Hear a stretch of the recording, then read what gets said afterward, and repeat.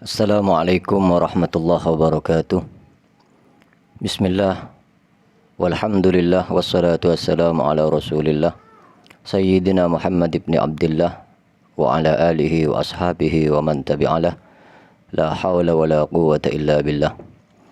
Rabbi syrah li sadri wa yassir li amri wa hlul 'uqdatam min lisani yafqahu qawli. Dusturakum ya ahlad darak wa ya ahlal batin wa ya ahlan nawbah wa ya ahlan nur. Alhamdulillah, Allah subhanahu wa ta'ala memberikan taufik dan hidayahnya kepada kita sehingga kita diberikan kesehatan dan kesempatan untuk sama-sama bisa mengkaji ilmu syariat, di antaranya mengkaji ilmu fikih. Kitab yang akan kita kaji adalah kitab Taqriratus Sadidah fil Masailil Mufidah, karangan beliau Al-Habib Hasan bin Ahmad bin Muhammad bin Salim Al-Kaf, yaitu salah satu santri daripada Habib Zain bin Ibrahim bin Zain bin Smith Madinah. Mudah-mudahan kita semua mendapatkan barakah daripada beliau dan guru-guru beliau. Amin amin ya rabbal alamin.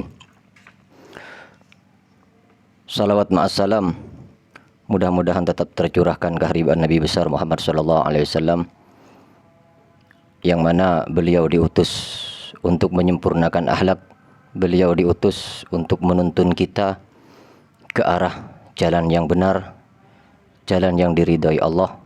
Mudah-mudahan semua kita diakui sebagai umat daripada Rasulullah sallallahu alaihi wasallam, umat-umat yang memperjuangkan daripada risalah beliau Rasulullah sallallahu alaihi wasallam, umat-umat yang dibanggakan dan membanggakan daripada hati Rasulullah sallallahu alaihi wasallam.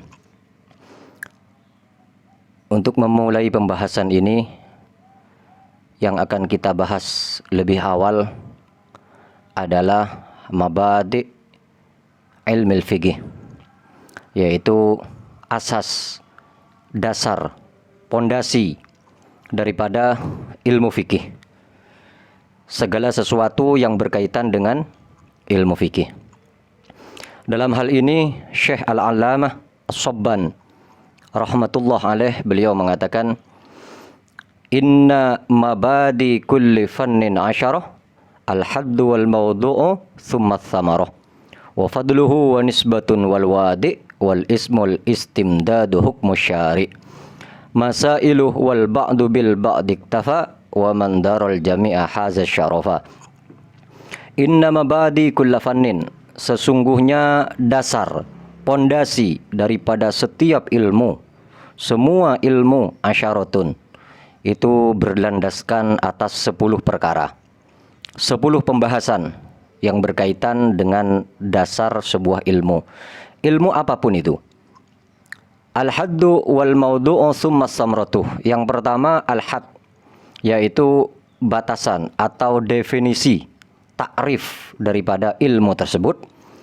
Yang kedua al-mawdu'u, yaitu topik atau subjek atau pokok pembahasan. Siapa yang dikenakan daripada hukum-hukum ilmu tersebut.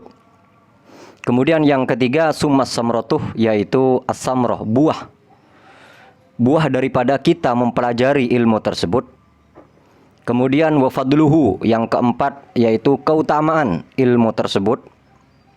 Wa nisbatun, kemudian yang kelima nisbat atau prosentase, dinisbatkan kemana ilmu tersebut, apakah ilmu syar'iyah, ilmu tibbiyah dan semacamnya. Wal wadi', juga orang yang meletakkan atau penemu daripada ilmu tersebut. Wal ismu, kemudian yang ketujuh nama, ilmu tersebut dinamai ilmu apa, ya, apakah ilmu fikih, ilmu nahwu, ilmu tauhid dan semacamnya. Kemudian al-istimdadu, sandarannya atau mengambilnya itu dari mana, sumbernya itu mengambil dari mana, sandarannya itu kemana. Kemudian yang kesembilan, hukmu syari', yaitu hukum syar'i yang berkaitan dengan mempelajari hukum tersebut atau ilmu tersebut. Yang kesepuluh yaitu masailuh, pokok permasalahan yang dibahas di dalam ilmu tersebut tentang masalah apa. Jadi semua ilmu mempunyai landasan 10 ini. Ada definisinya, kemudian penemunya siapa, pengarangnya, kemudian buahnya dari mempelajari ilmu tersebut, keutamaan ilmu tersebut, dinisbatkan kemana, kemudian penemunya, kalau tadi maudhu ya pembahasannya yang nomor 2, atau subjeknya ke siapa. Kemudian yang nomor 6 yaitu wadi, penemunya, dan yang ketujuh nama. Ilmu tersebut dinamai ilmu apa, namanya apa ya. Kemudian istimdad, sandarannya, mengambil dari mana. Kemudian hukum syar'i, hukum syaraknya, hukum syar'inya di dalam mempelajari ilmu tersebut. Kemudian masail, yaitu permasalahan-permasalahan yang ada di dalamnya, yakni pembahasan apa saja yang akan dibahas di dalam ilmu tersebut. Wal ba'du bil ba'di iktafa, orang yang memahami sebagian daripada dasar atau pondasi ilmu yang 10 tadi, hanya sebagian yang dia faham, iktafa, maka itu sebetulnya sudah cukup. Tidak harus mengetahui secara terperinci ke 10 definisi atau dasar daripada ilmu tersebut. Tapi waman daral jami' haziz syarafah, orang yang mengetahui keseluruhan daripada mabadi atau dasar, asas, pondasi ilmu tersebut, mengetahui secara keseluruhan, haziz syarafah, maka dia akan memperoleh kemuliaan. Jadi ada 10 pembahasan semua ilmu, termasuk kalau di sini yang akan kita bahas adalah ilmu fikih. Berarti di dalam ilmu fikih ini dasar, pondasinya, asasnya atas 10 yang akan insya Allah akan kita terangkan secara satu persatu. Yang pertama tadi syaratnya hadduhu, al-haddu, yaitu takrifnya, batasannya, definisinya. Apa definisi ilmu fikih? Ar-Rafahul Imam Subki, menurut takrif atau definisi ilmu fikih menurut Imam Subki, al-ilmu bil ahkami syar'iyyati al-amaliyati al-muqtasabu min adillatiha at-tafsiliyati. Jadi menurut Imam Subki, yang dinamakan ilmu fikih adalah yang pertama al-ilmu, pengetahuan atau ilmu. Apa yang dinamakan ilmu adalah hukmud dihni al-jazim al-mutabiq lil waqi' an dalil, yaitu hukum pikiran ya atau pemikiran al-jazim ya, yang mantap, tidak ada keraguan. Jadi hukum pemikiran bukan ucapan, lal mantuk bukan ucapan, al-jazim ya, yang mantap, la syak, tidak ada keraguan, al-mutabiq lil waqi', sesuai dengan kenyataan ya. Kemudian andalil, dapat diketahui dengan dalil awit tajribah atau dengan uji coba secara ilmiah. Ada yang mendefinisikan ilmu itu al-i'tiqadul jazim al-mutabiq lil waqi', yaitu i'tikad, keyakinan yang kuat, yang mantap, yang sesuai dengan kenyataan. Itu ilmu. Ada yang mengatakan husulu surati syai' fil aqli, yaitu dapat menggambarkan sesuatu di dalam akal atau sesuatu yang masuk akal, dapat diketahui. Itu adalah definisi daripada ilmu. Ada yang mengatakan al-ilmu idraku syai' ala ma huwa bih, yaitu mengetahui sesuatu menurut hakikat sesuatu tersebut. Nah, dapat diketahui dari sesuatu tersebut. Itu dengan tadi bisa dengan tajribah atau dengan dalil ya. Itu yang pertama kan tadi yang dinamakan fikih adalah ilmu yang pertama, sebuah ilmu. Ilmu tentang apa? Bil ahkami syar'iyyah, yaitu dengan hukum-hukum syariat. Al-ahkam, al-ahkam ini jamaknya lafadz hukmun ya, jamaknya lafadz hukmun. Mufradnya adalah maf'al hukmun. Ahkam ini jamak taksir, yaitu dengan biziyadatin wa tabdili syakli, yaitu dengan menambah huruf dan merubah harokat. Jamak itu minimal 3. Jadi hukum-hukum, ya, dengan hukum-hukum. Hukum berkaitan dengan hukum atau aturan, ya, atau aturan. Kharaja bihi al-ilmu bid-dawat was sifat. Tidak termasuk dalam kategori hukum adalah ilmu tentang zat. Misalkan zatnya Allah, itu tidak dibahas di dalam fikih ini karena tidak berkaitan dengan hukum. Was sifat atau sifat-sifat.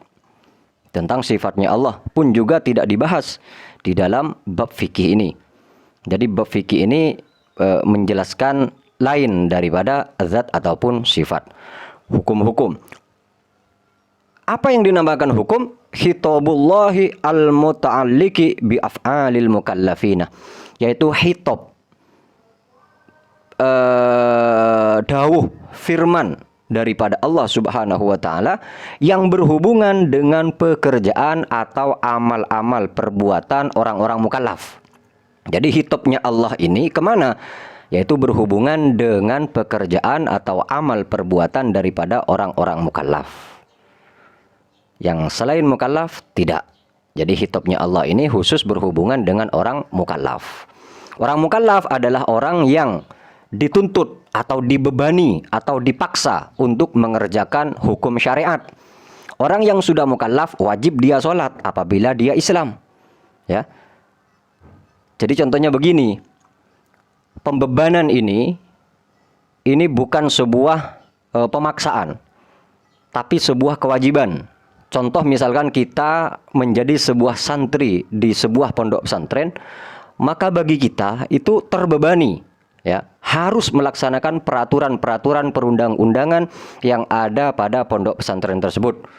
Kita kuliah misalkan di sebuah fakultas, kita harus, ya, mengikuti segala sesuatu aturan yang berada atau dibuat di dalamnya.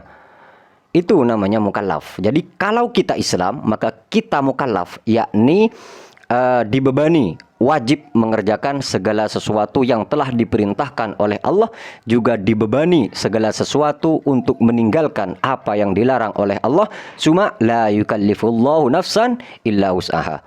Allah Subhanahu wa ta'ala tidak membebani kepada seseorang kecuali atas dasar kemampuannya. Kalau kita tidak mampu sholat berdiri contohnya, maka boleh kita sholat duduk. Tidak mampu sholat duduk, boleh kita sholat dengan tidur miring menghadap kiblat. Kemudian kalau tidak bisa, maka mustalqiyan, yaitu terlentang. Kalau tidak bisa, aumak, bisa dengan memberikan isyarat, bisa dengan mata, au bil qalbi, atau bisa dengan hati. Itu hukum Allah yang berkaitan dengan pekerjaan orang-orang mukallaf. Kemudian asy-syar'iyyah, yang berkaitan dengan syariat, hukum syariat. Kharaja bihi al-ilmu bil ahkamil aqliyah. Maka tidak masuk dalam kategori syar'iyyah, hukum syariat adalah ilmu yang berkaitan dengan hukum-hukum akal. Min hisabin, contohnya seperti perhitungan, ya. Perhitungan 1 tambah 1, 1 kali 1 misalkan, itu tidak masuk ke arah sana. Wamantik atau ilmu omongan, percakapan atau yang lainnya. Jadi berhubungan dengan ilmu syara yang berkaitan dengan hukum syar'iyyah. Kemudian al-amaliyah. Nah, jadi harus tadi amaliyah kan. Al-ilmu bil ahkami asy-syar'iyyah al-amaliyah. Yaitu ilmu tentang hukum-hukum syara al-amaliyah. Berupa sebuah pekerjaan, ya.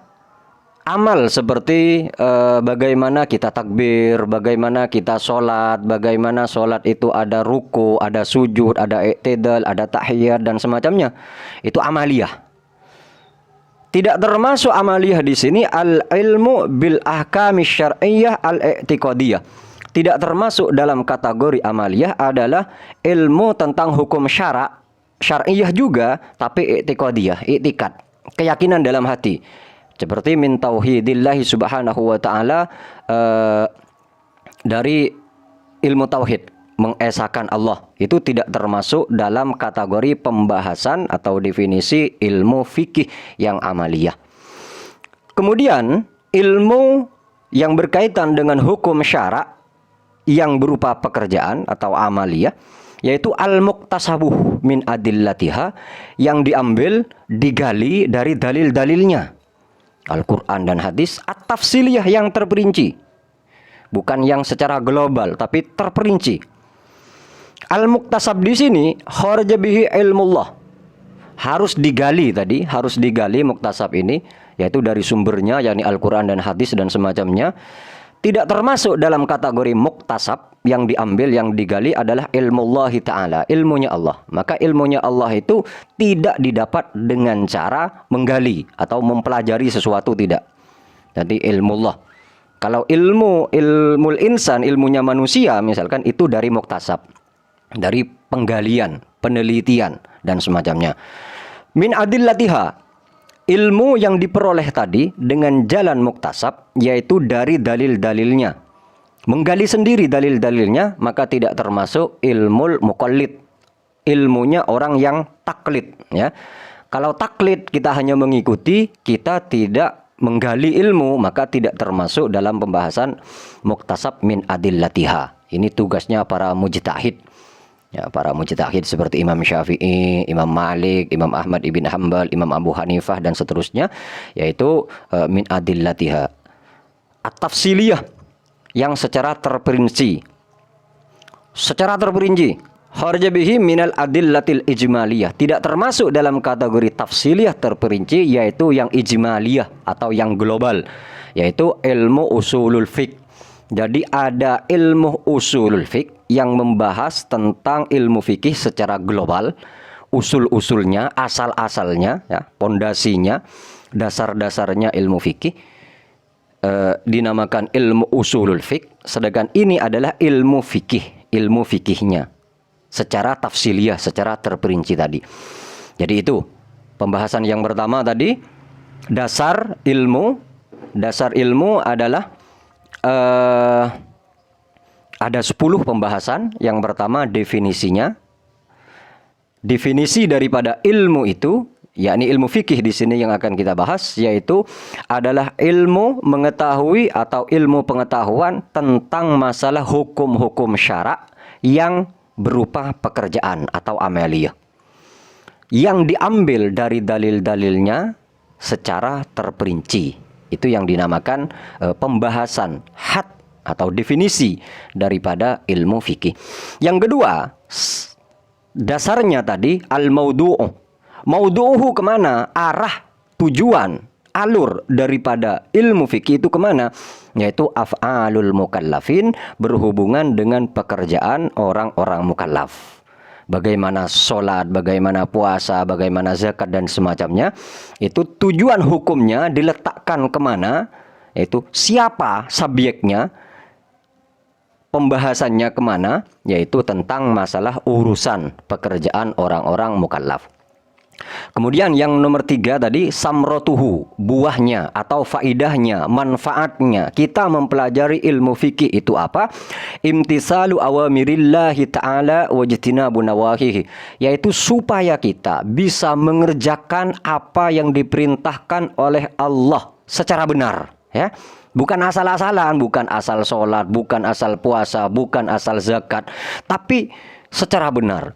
Hukumnya, syaratnya, rukunnya, fardunya dan semacamnya dibahas di dalam ilmu fikih. Jadi tujuan kita mempelajari ilmu fikih supaya bisa imtisalu awamirillah, kita bisa mengerjakan perintah-perintah Allah secara benar, wajtinabu nawahihi, dan kita bisa menjauhi apa-apa yang dilarang oleh Allah secara benar. Wahiyya hakikatut taqwa, menjalankan perintah Allah, menjauhi larangannya, ini adalah hakikat daripada takwa.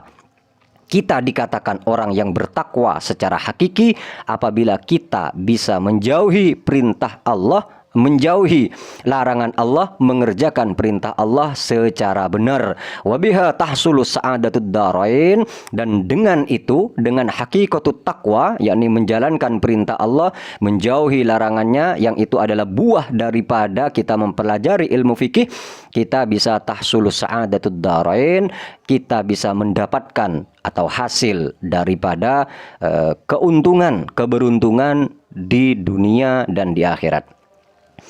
Pembahasan yang keempat daripada pondasi atau dasar ilmu fikih, fadluhu, yaitu yang keempat adalah keutamaan daripada ilmu fikih. Dallatil ayatu wal ahaditsu, ayat-ayat Al-Quran, hadis-hadis Rasulullah itu menunjukkan ala annahu afdalul ulumi, bahwasanya ilmu fikih adalah paling utamanya ilmu, paling mulianya ilmu ba'da ilmi tauhid, setelah ilmu tauhid, ilmu yang mempelajari tentang keesaan Allah. Ini posisi kedua adalah ilmu fikih. Yang kelima yaitu nisbatuhu, dinisbatkan kemana arah ilmu fikih, yaitu yantasibu ilal ulumi syar'iyyah, dinisbatkan, dibangsakan kepada ilmu-ilmu syar'i, dinamakan ilmu syariat, ya. Kemudian yang keenam, wadi'uhu, orang yang meletakkan atau penemu daripada ilmu fikih, yaitu al-a'immatul mujtahidun, adalah imam-imam yang mujtahid. Ya, para imam yang mujtahid itu yang meletakkan pertama kali ilmu fikih. Wa awwalu man allafa fihi imla'an, pertama kali orang yang mengarang atau menemukan ilmu fikih secara imla, secara dikte, tidak tertulis, huwal imamu Zaid bin Ali bin Husain bin Ali bin Abi Thalib radhiyallahu taala anhum ajmain.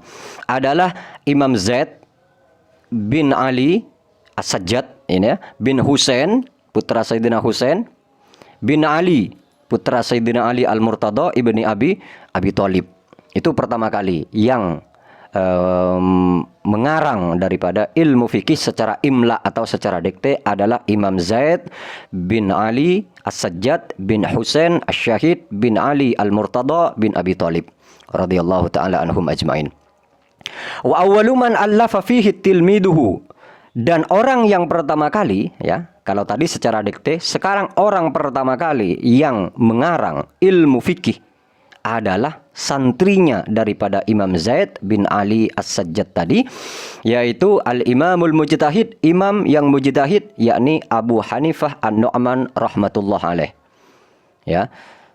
Itu yang meletakkan pertama kali ilmu fikih itu secara tertulis, yaitu Imam Abu Hanifah. Ismuhu, sekarang pembahasan yang ketujuh daripada mabadi ilmu fikih, yaitu namanya. Namanya ilmu tadi dinamakan ilmu apa? Dinamakan ilmul fikih, dinamakan ilmu fikih. Au ilmul ahkami syar'iyyah, atau juga dinamakan yaitu ilmul ahkami syar'iyyah, ilmu hukum-hukum syariat. Atau juga dinamakan au ilmul halali wal haram, dinamakan ilmu halal haram. Awil fiqhul asghar, atau dinamakan fikih asghar, fikih yang kecil, yang akbar tadi usul tadi. Aw furu'uddin, atau dinamakan ilmu furu'uddin, cabang-cabangnya agama, bukan usuluddin. Jadi bukan pokoknya, bukan asalnya, tapi furu'uddin, yaitu cabang-cabangnya. Jadi ilmu fikih ini mempunyai beberapa nama, bisa dinamakan ilmu fikih, bisa dinamakan ilmul ahkami syar'iyyah, bisa dinamakan ilmul halal wal haram, bisa dinamakan fiqhul asghar, dan bisa dinamakan furu'uddin, ya.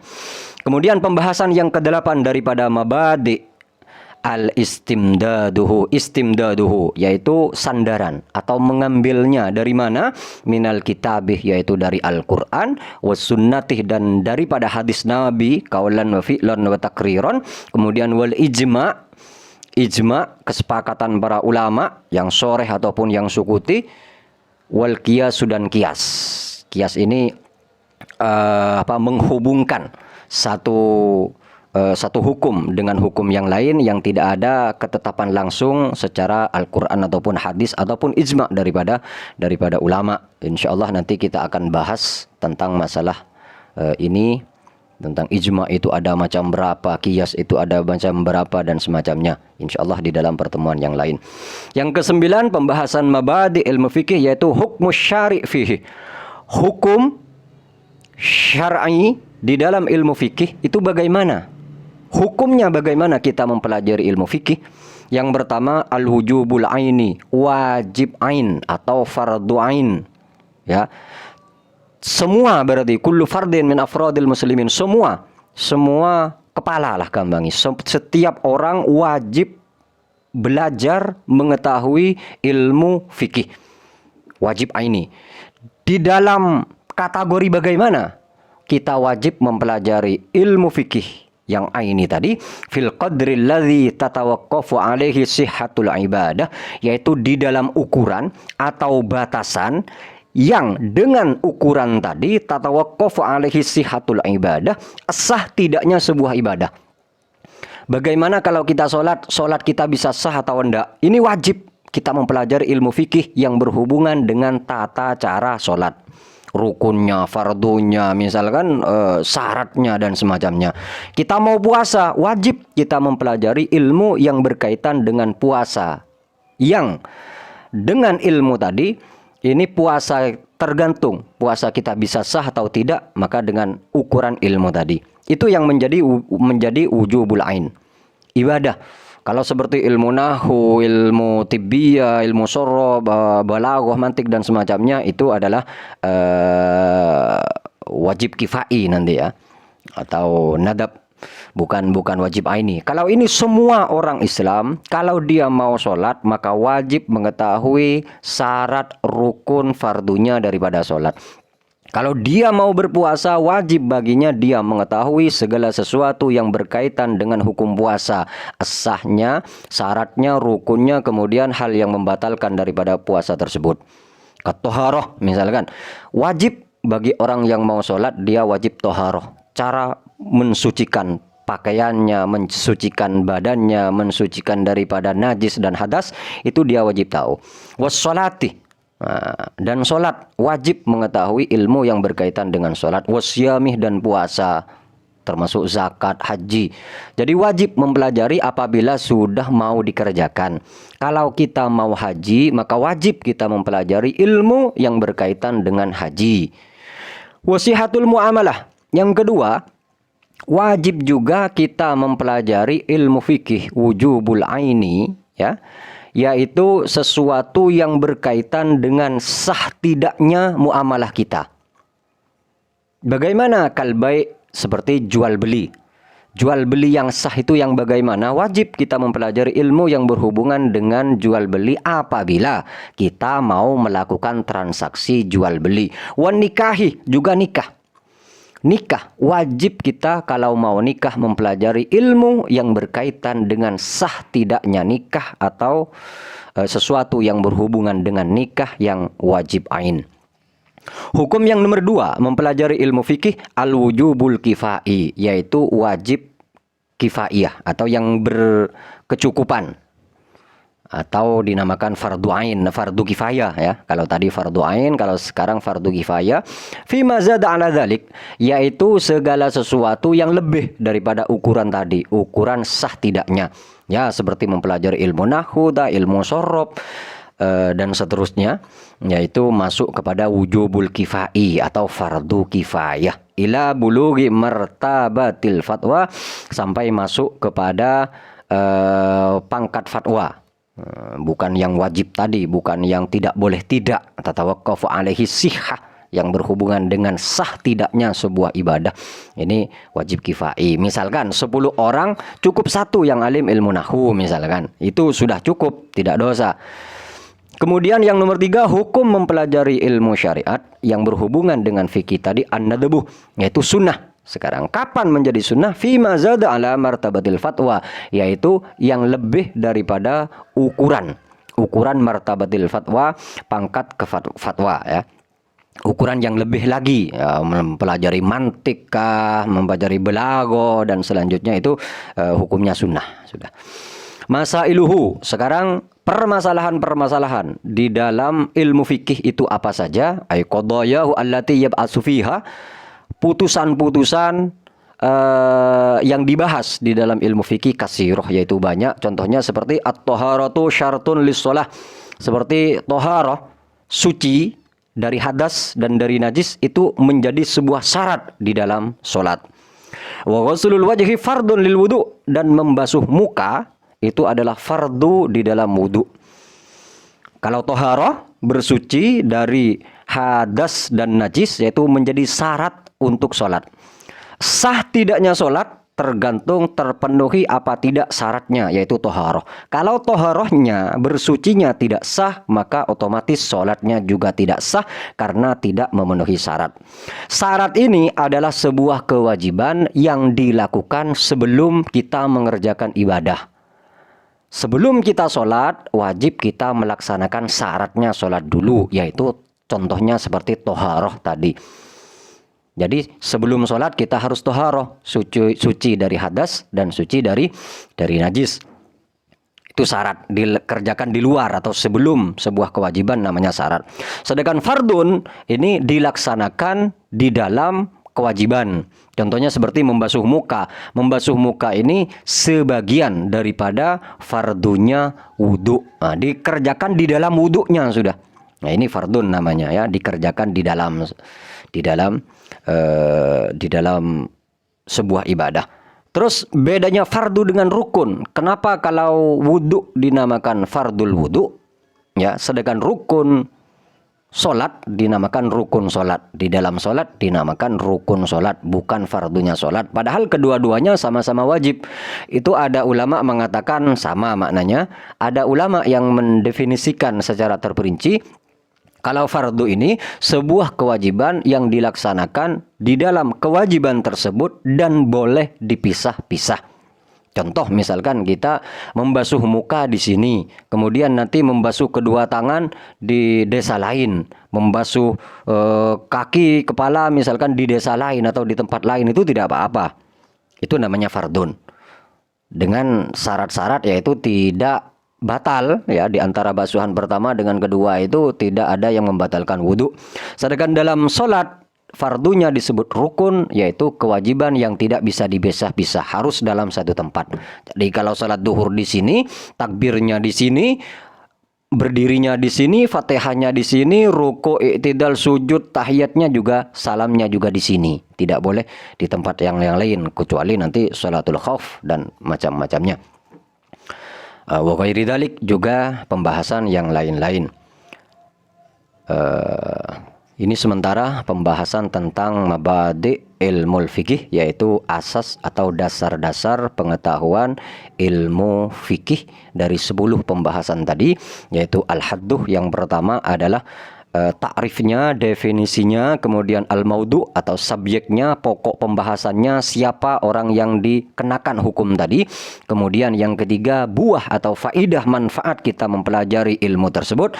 Kemudian keempat, keutamaannya. Kemudian yang kelima, nisbatnya, dibangsakan atau dinisbatkan kemana ilmu tersebut. Kemudian yang keenam, wadi, orang yang meletakkan atau penemunya. Yang ketujuh, namanya, dinamakan ilmu apa. Kemudian istimdadnya yang nomor 8, yaitu mengambil atau sandarannya kemana, yaitu dari Al-Quran dan hadis dan seterusnya. Kemudian yang 9, hukum kita mempelajarinya.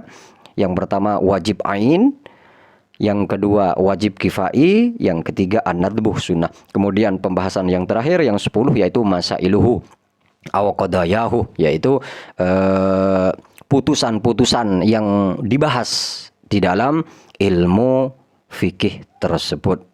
Wallahu a'lamu bissawab.